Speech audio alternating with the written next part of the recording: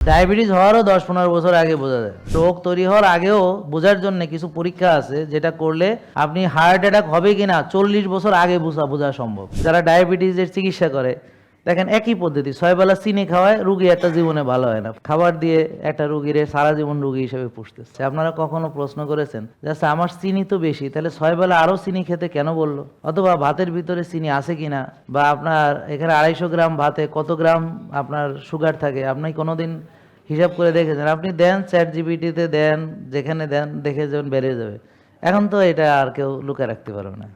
যখন আপনার বয়স ছোট ছিল, হ্যাঁ, তখন ওখানে কি ডায়াবেটিসের রোগী তেমন ছিল? ছিল না। কেন ছিল না? এইটা আমরা ভাববো। এই যে ব্রেন ক্যান্সার হয় কেন?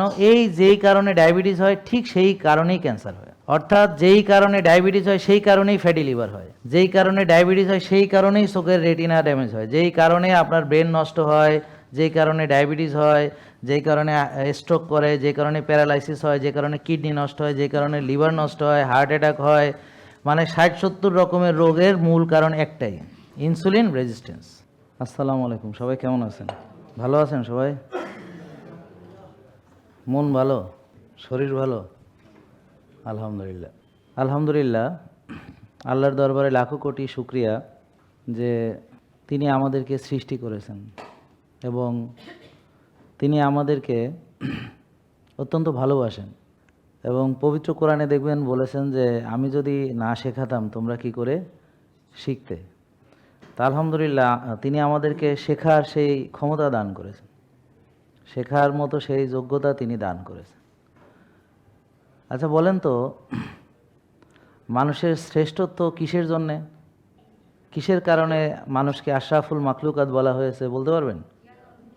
জ্ঞান অর্জনের কারণে। স্বাধীন জ্ঞান অর্জন করার যেই ক্ষমতা আল্লাহ তাআলা মানুষকে দিয়েছেন, মানে এখন তো আপনারা এআই খুব শুনেছেন নাকি? আর আমরা হলাম আরআই, মানে রিয়েল ইন্টেলিজেন্স, আর এআই হলো আর্টিফিশিয়াল ইন্টেলিজেন্স।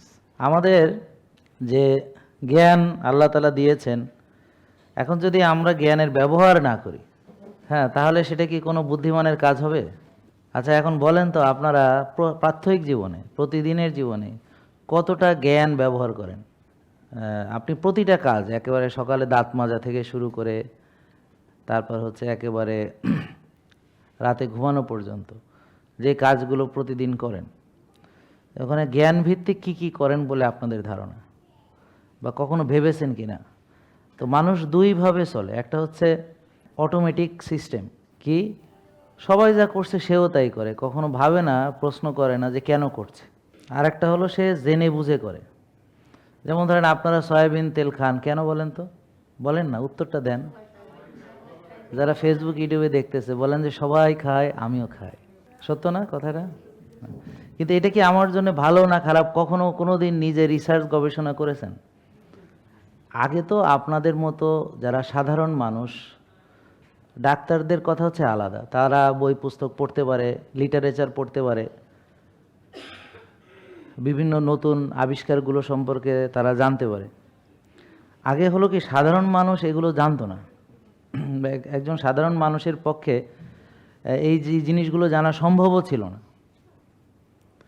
তো তখন কি ছিল? ইন্টারনেটের যুগ ছিল না, তখন ছিল হচ্ছে টেলিভিশনে ডাক্তার সাহেব 2-4টা যে বাণী শোনাতেন, এটাই ছিল মোটামুটি আপনাদের স্বাস্থ্য জ্ঞান। অথবা স্বাস্থ্য, সরকারের স্বাস্থ্য বিষয়ক, যে লবণ খাবেন না প্রেশারের রুগী, এই তেল খাবেন না, বুঝছেন, এগুলো মানে একটা আপনারা স্বাস্থ্য জ্ঞান বলতে এগুলাই শিখেছেন, ঠিক কিনা বলেন তো? বেশি খাবেন না, তারপর হলো অল্প করে বারবার খাবেন।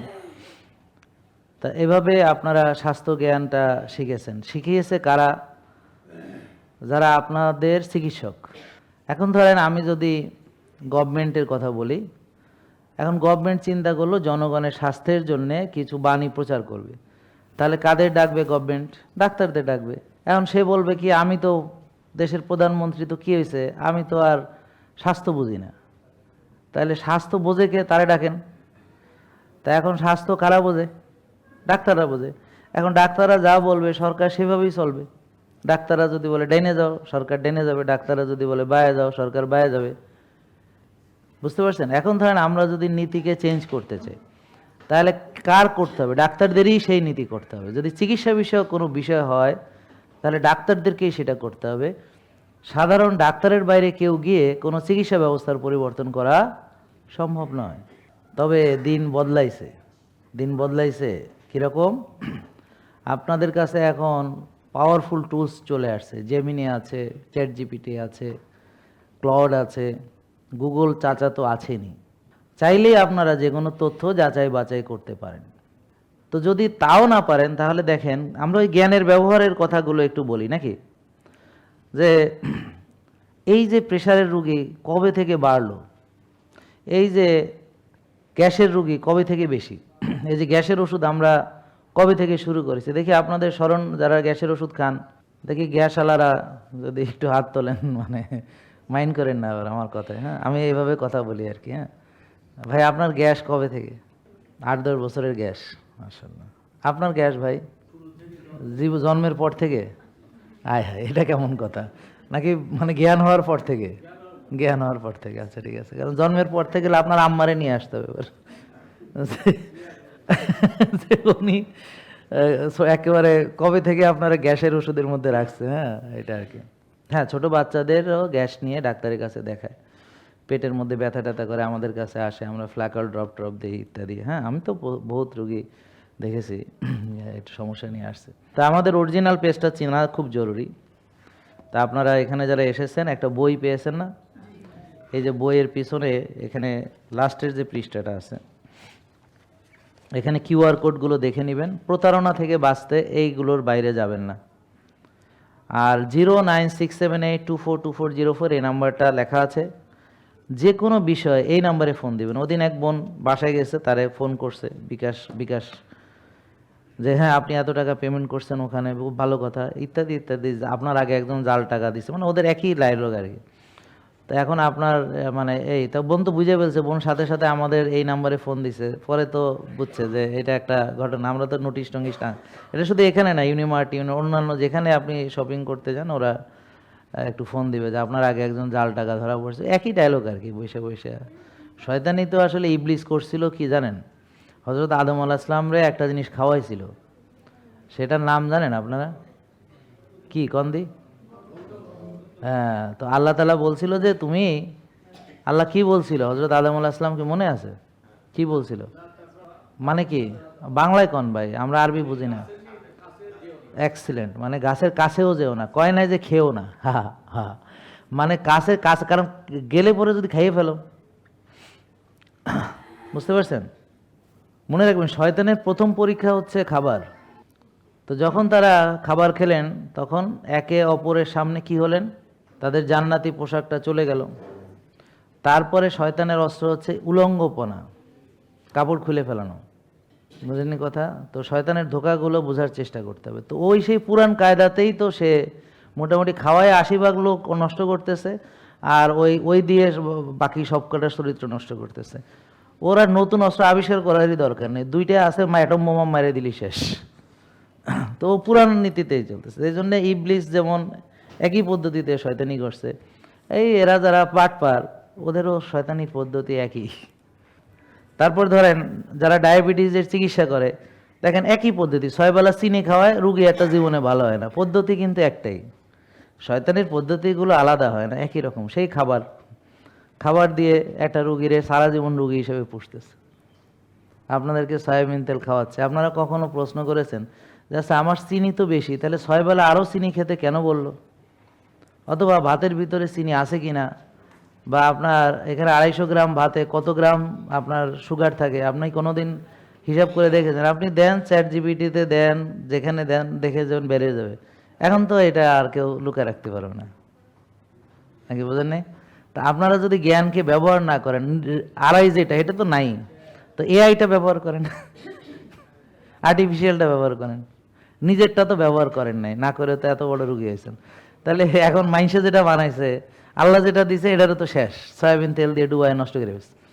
তা এখন আপনার যেটা আল্লাহ দেওয়া তো শেষ করছেন। এখন ওই মাইনসের বানানো এআই দেখেন সার্চ দিয়ে যে 250 গ্রাম ভাতে কত গ্রাম চিনিতে। এখানে যদি আপনি দেখেন যে এখানে সকালে 90 গ্রাম আটা, মানে 90 গ্রাম, মানে 3টা ছোট পাতলা রুটি 90 গ্রাম, তাহলে 90 গ্রাম কতটুক সুগার হয় বুঝতে পারছেন? এটা আপনি তো চাইলে বাইর করতে পারবেন। আমি কি আপনাদের হয়ে এটা, এই যারা শেয়ার করেন নাই এখনো কেন শেয়ার করেন না, তাড়াতাড়ি করেন, হ্যাঁ, নাহলে খবর আছে। কি খবর আছে? কিছুই খবর নেই। শেয়ার না করলে তো কেউ জানবে না, এই আর কি। শেয়ার করলে খবর হবে আর কি, হ্যাঁ। আর টাকা লাগে না যেহেতু, শেয়ার করলে কি হয়েছে, করেন না এটা শেয়ার, তাই না? করলে কি সমস্যা?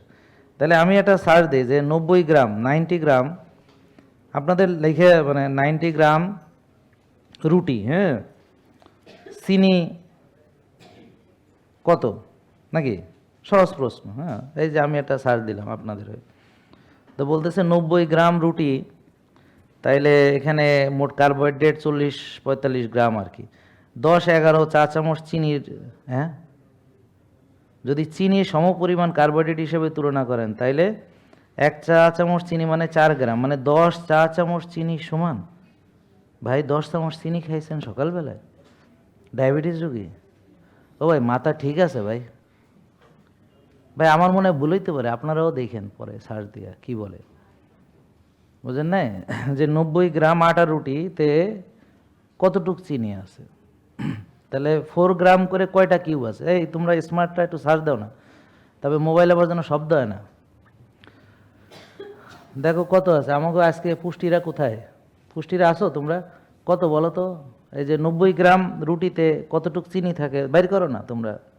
যখন আপনার বয়স ছোট ছিল, হ্যাঁ, তখন ওখানে কি ডায়াবেটিসের রুগী তেমন ছিল? ছিল না। কেন ছিল না? এইটা আমরা ভাববো, এই যে ব্রেন ব্রেন, তাহলে আমাদের ব্রেনে জিনিসটা আসতে হবে না? তাহলে এইভাবে যদি আপনি চিন্তা করেন যে যখন গ্রামে, মানে আরও আগের কথা, রুগী ছিল না, ডাক্তার কয়জন ছিল গ্রামে? এমবিবিএস তো একজনও ছিল না আমার জানা মতে। ভাই আপনাদের গ্রামে ছিল ভাই? হ্যাঁ, পল্লী চিকিৎসক ছিল, আমাদের মতি ডাক্তার ছিল। তো যাই হোক, গ্রামের মানুষ কি খেত তখন? সয়াবিন তেল। তাহলে এই যে আপনি যে সয়াবিন কবে শুরু করেছেন, এবং এই যে গ্যাসের সমস্যা কবে থেকে শুরু হয়েছে মানুষের, তাহলে গ্রামে কি গ্যাসের ওষুধ ছিল কয়টা, ডাক্তার ছিল কয়টা, ফার্মেসি ছিল কয়টা, এটা নিয়ে আমরা ভেবে দেখব না? এবং আমাদের গ্রামে যখন আমরা ছোট ছিলাম, বিশ্বাস করেন, আমরা আজকে আমাদের বাচ্চাদেরকে নিয়ে যে একটা প্রবলেমে পড়তেছি, তখন এরকম মোটা ছিলই না বললে চলে। বাচ্চাদের সব শুকনা শুকনা ছিল, বরং আমরা ছিলাম হাড় জিরজিরে, বলতো কঙ্কাল একটা, খায় না কিছু না, বলতো হারমোনিয়াম বডি। হারমোনিয়াম বডি মানে হলো, বোঝেন নাকি, মানে হাড্ডি গোনা যায়, হ্যাঁ, হাড্ডি বুকের খাসা বেড়ে যায়, এর মধ্যে বলে হারমোনিয়ামের গাঁট। তা আইসে ওই কত, তোর তো হারমোনিয়ামের গাঁট, এই বুকের খাসা, মানে এত চিকনা ছিলাম। আর এখন বাচ্চারা আসতেছে 100 কেজি, 95 কেজি, ফ্যাটি লিভার, ছোট ছোট বাচ্চা আমাদের কাছে আসে 8 বছর, 11 বছর, হ্যাঁ, এরকম আমরা পাচ্ছি। টাইপ 2 ডায়াবেটিস হয়ে গেছে 11 বছরের বাচ্চা, 95 কেজি ওজন, বুঝতে পারছেন? তো এই যে আমরা কেন হয়েছে এটা নিয়ে কখনো ভাবি নাই, আমার মনে হয় আমাদের জ্ঞানটাকে খরচ করি নাই। হ্যাঁ, তাহলে ডায়াবেটিস হয় কেন, আমি যদি এক কথায় আপনাদের বলতে যাই, তাহলে সহজভাবে যদি বুঝাই একেবারে, সেটা হলো কি, আমি যা খাচ্ছি সেটাকে পর্যাপ্ত ব্যবহার করছি না, তো ওইটা জমে জমে জমে যাচ্ছে, ব্যাস। এটা আসলে সহজ, এর চেয়ে সোজা আর কোনো সংজ্ঞা হতে পারে না। তা আমি আপনাদেরকে ডাক্তারি শেখাবো না, বাট আমি যে কথাগুলো আপনাদের বলবো আপনি বিশ্বাস করলে আপনি সুস্থ থাকতে পারবেন। আর ডাক্তাররা অনেক ভুল টুল ধরবে, ওরা ওদের কাজ ভুল ধরা, ধরুক, প্রবলেম না। কিন্তু আপনি ভালো থাকলে আপনি খুশি থাকবেন যে আমি সুস্থ আছি, ভালো আছি, হ্যাঁ। তা আমি ধরেন যখন গ্রামের মানুষ যখন সুস্থ ছিল, তো তখন তারা ডাক্তারই চিনত না, তো তাও সুস্থ ছিল। আমার দাদাই সুস্থ ছিল, তো এই এলাকায় কোনো এমবিবিএস ডাক্তার ছিল না, সুস্থ ছিল। তো আরও মানে 50 বছর আগে, মানে আমার এখন তো 50, মানে আরও 100 বছর আগে আর কি, এখন থেকে, তো কোনো ধরনেরই ধরেন ডাক্তার ছিল না। তো তখন যেহেতু মানুষ সুস্থ থাকতে পারছে, হ্যাঁ, তো এখন সুস্থ থাকতে ডাক্তার লাগবে ব্যাপারটা এরকম না, জ্ঞান লাগবে, নলেজটা লাগবে। কিন্তু আপনারা নিজের নলেজ তো শেষ, তারপরে ডাক্তারের নলেজ দিয়ে সুস্থ থাকতে চান, তো ধার করা বিদ্যা নিলে তো ঝামেলা আছে। কারণ প্রতিটা মানুষ তার নিজের স্বার্থ দেখে পরামর্শ দেয়। ধরেন একজন উকিলের কাছে গেলেন পরামর্শ নিতে, বলে একটা কেস ঠুকে দে, আর তোর হয়ে আমি আসি লড়বো। এই যেমন তো আমাদের ইদানিং যে ঘটনা, ডাক্তার আমার বিরুদ্ধে অপপ্রচার চালাচ্ছে, তো আমাদের যারা ভালোবাসে কয় যে স্যার আইনগত সমস্যা হলে বললেন, আমি হাইকোর্টে আসি, সমস্যা নেই। হ্যাঁ, সোজা কথা হলো মানে যে যেই বিষয়ে পারদর্শী সে ওই বিষয়ে পরামর্শ দিবে। যে ওষুধ লেখে ওষুধ বলবে যে আরও 2টা বাড়ায় দিব। এখন আপনাদের হচ্ছে দেখতে হবে যে আপনি ওষুধ যদি যুক্ত হতে চান তাহলে এমন ডাক্তারের কাছে যাবেন যারা মাসে মাসে ওষুধ বাড়ায়, বছরে বছরে ওষুধ বাড়ায়। হ্যাঁ, এই ধরনের ডাক্তারের কাছে যাবেন। তা আপনারা ওইখানে গিয়ে ওষুধ মুক্ত হওয়ার চিন্তা করা তো যাবে না। তারপর ধরেন একজন অপারেশন করে, সাধারণত তার কাছে যদি যান সে বলবে কেটে ফেলো। তা এখন ওনার কাজ হলো কেটে ফেলানো, তা উনি তো আপনারকে কাঁটা বাঁচানোর তো কাজ না ওনার, ওনার কাজ হলো কাঁটা। তো ওখানে যে যদি কন যে স্যার আমি কাটাইতে চাই না, তাহলে ও তো মনে করে বলদ আইছে কেন আমার কাছে, আমি তো কাটি। তো ওরা মনে মনে কিন্তু আপনাদের বলদ মনে করে, এবং এই জন্যে বলে যে সব গবেটগুলা মানে রুগীদেরকে তারা লেম্যান বলে, ডাক্তাররা বলে ওরা পণ্ডিত, আপনারা layman. They use that term layman, এটা তারা ব্যবহার করে রুগীদের ক্ষেত্রে, বলে ওরা লেম্যান। এবং আপনি যদি এটা বিশ্বাস না, আপনি যে কোনো একটা ডাক্তার বড় ধরনের যাদের ভিজিট অনেক, গিয়ে ভিজিট দেখে তারা কিছু প্রশ্ন করা শুরু করবেন, স্যার এটা আমার হইলো কেন, টেস্ট করালেন কেন, এই ওষুধের কি। পরে দেখবেন যে একটাই ডায়লগ, এই তুমি কি ডাক্তার, বেশি বুঝো, তুমি ডাক্তার নাকি, বলবে না নাকি? এরকম ডায়লগ কেউ শোনেন নাই আপনারা? কে কে শুনছে দেখি হাত তোলেন। তাহলে আমার কথা সত্য না, এবং ভিজিট দিয়ে এই কথা শুনে আসছেন, তাই না, নিজের টাকায়। হ্যাঁ, না সে তো বলবে। এখন সেটার জন্য তো আপনি দায়ী, কারণ আপনি ওখানে গেছেন কেন। প্রবলেমটা হচ্ছে আপনি গেলেন কেন, আপনার কি না যে উপায় ছিল কিনা, মানে আপনার কি কিছু করণীয় ছিল কিনা যেটা করলে আর ওখানে যেতে হইতো না। ক্যান্সার হয় কেন, এই যেই কারণে ডায়াবেটিস হয় ঠিক সেই কারণেই ক্যান্সার হয়। অর্থাৎ যেই কারণে ডায়াবেটিস হয় সেই কারণেই ফ্যাটি লিভার হয়, যেই কারণে ডায়াবেটিস হয় সেই কারণেই চোখের রেটিনা ড্যামেজ হয়, যেই কারণে আপনার ব্রেন নষ্ট হয়, যেই কারণে ডায়াবেটিস হয়, যেই কারণে স্ট্রোক করে, যে কারণে প্যারালাইসিস হয়, যে কারণে কিডনি নষ্ট হয়, যে কারণে লিভার নষ্ট হয়, হার্ট অ্যাটাক হয়, মানে 60-70 রকমের রোগের মূল কারণ একটাই, ইনসুলিন রেজিস্ট্যান্স। আর ইনসুলিন রেজিস্ট্যান্স মানে হলো তার অতিরিক্ত খাওয়া হয়েছে, অথবা সে অল্পই খেয়েছে। কিন্তু দেখেন উনি কিন্তু ব্যায়াম করেছে, তার মানে আমরা কি বুঝলাম, উনি ব্যায়াম করেছেন, করেছেন তো, করছে, ইয়েস। হ্যাঁ, তাহলে ব্যায়াম করার ফলে দেখেন উনি ব্যায়াম করেছে, ওকে। তা এখন দেখেন ব্যায়াম করে এখন ওনার এত বড় ভুঁড়ি কেন হয়েছে বলেন? কারণ উনি যা খেয়েছে আর যা বার্ন করেছে সেটার ম্যাচিং হয়নি। মানে উনি ব্যায়াম ঠিকই করেছে, হয়তো হাঁটাকে উনি ব্যায়াম মনে করছে, তা তো ওনার কথা মেনে নিলাম, উনি ব্যায়াম করেছে, ওকে। তাহলে যারা বলে হাঁটলে ভালো থাকবেন, তাহলে ওনার হাঁটতে হাঁটতে এখন 10টা ওষুধ, এবং হাঁটতে হাঁটতে ব্যায়াম করতে করতে কিডনি নষ্ট হয়ে গেছে। তাহলে আসলে কি তাই না? আসলে হয়েছে কি, উনি ব্যায়ামও করেছেন, হেঁটেছেনও, এটা সত্য, কিন্তু উনি খেয়েছেন তো 6 বেলা চিনি, আর খেয়েছেন তো ওষুধ। তাই ওষুধ খেতে খেতে খেতে খেতে 10 বছর পরে, বা উনি হলো টোটাল কত বছর, 95 থেকে 31 বছর ধরে ওষুধ খাইলে একটা মানুষের কি থাকে কন্দি? তারপরে আলহামদুলিল্লাহ ভালো আছে। আলহামদুলিল্লাহ, এটা হলো এই না, উনি মানুষ অনেকে থাকেও না, মানে ওনার ভালো থাকার একটাই জায়গা কি, আলহামদুলিল্লাহ মনোভাব। শুধু তার কিডনি নাই আলহামদুলিল্লাহ, চোখ নষ্ট আলহামদুলিল্লাহ, মানে এই আলহামদুলিল্লাহর কারণেই সে আলহামদুলিল্লাহ ভালো আছে সত্যি। কারণ উনি যদি ডিপ্রেশনে চলে যেতেন এই যে আপনাদের মতো, তাহলে উনি এরকম চেহারা নিয়ে দাঁড়াইতে পারতেন। তার মানে এখান থেকে আর একটা শিক্ষা হলো, আমাদের জীবনে যাই কিছু ঘটুক এটাকে যদি আমরা অ্যাকসেপ্ট করি, আলহামদুলিল্লাহ বলি, তাইলে আমাদের অনেক ভালো থাকা সম্ভব। কিডনি যখন 80%-এর বেশি ড্যামেজ হয় তখন ধরা পড়ে, তার মানে প্রথমে 1% ড্যামেজ হয়েছে, উনি বলছে আলহামদুলিল্লাহ, 2% কয় আলহামদুলিল্লাহ, ওনার ডাক্তারে কইছে আলহামদুলিল্লাহ। এখন ক্রিয়েটিনিন বাড়া শুরু হয় অনেক পরে, ক্রিয়েটিনিন বাড়া শুরু হয় অনেক পরে, যখন কিডনির মেজরিটি ড্যামেজ হয়েছে তখন যে এটা মার্কারগুলো বাড়া শুরু হয়। যখন মার্কার বাড়া শুরু হয় তখন অনেক দেরি হয়ে গেছে। কারণ আপনার 80-90%-এর পরে যদি আপনি একটা জিনিস টের পান, সেটা ভালো নাকি পুরো ভালো থাকতে টের পাইলে ভালো? 80%-90% ড্যামেজ হওয়ার পর টের পাওয়া ভালো, নাকি পুরো ভালো থাকতে যখন কেবল ড্যামেজ শুরু হয়েছে, কোনটা উত্তম, মানে ভালো থাকার জন্য কোনটা উত্তম? তাইলে আপনারা যে ডিজিজের জন্য ওয়েট করেন, হ্যাঁ, এই ডিজিজ যখন আপনার হয় তখন অলরেডি আপনি অনেক দেরি করে ফেলেছেন। অর্থাৎ ডাক্তাররা যখন চিকিৎসা শুরু করে তখন অলরেডি অনেক দেরি হয়ে গেছে। এখন একটা ভালো মানুষ যদি ডাক্তারের কাছে যায় তখন গিয়ে ডাক্তারকে বলবে কি, স্যার আমার একটু দুর্বল লাগতেছে, আমার একটু মানে বুক ধড়ফড় করে, হার্টে একটু ইয়া লাগে। তো পরে বলবে যে ডাক্তার বলবে টেস্ট মেস্ট করে দেখবে ডায়াবেটিস না, কয় না তোমার কোনো রোগ নেই। কিন্তু হোমায়া টেস্ট করায় না, ভিটামিন ডি দেখে না, সিআরপি দেখে না, বুঝতে পারছেন? মানে রোগ তৈরি হওয়ার আগেও বোঝার জন্য কিছু পরীক্ষা আছে যেটা করলে আপনি হার্ট অ্যাটাক হবে কিনা 40 বছর আগে বোঝা সম্ভব। মানে 40 বছর আগে, 30-40 বছর আগে বোঝা সম্ভব যে হার্ট অ্যাটাক হওয়ার জন্য যা যা তার, যেমন ধরেন তার টিজিএইচডি রেশিও অল্টার্ড আছে কিনা, তারপর দেখা যায় তার সিআরপি বেশি আছে কিনা, দেখা যায় তার ইনসুলিন বেশি আছে কিনা, হোমায়ার বেশি আছে কিনা, ভিটামিন ডি কম আছে কিনা, টিজি বেশি আছে কিনা, এইচডিএল কম আছে কিনা, এটা দিয়ে বোঝা যায়।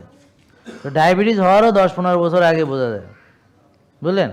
কিন্তু আপনারা কি করতেছেন, এগুলো করাচ্ছেন না, আমাদের কাছেও আসতেছেন কিডনি নষ্ট করার পরে এখানে। কিন্তু আপনারা যদি সুস্থ অবস্থায় আপনার সন্তান সবাই, যেমন উনি ওনার ছেলেকে নিয়ে আসবে, এটা একটা ভালো ডিসিশন।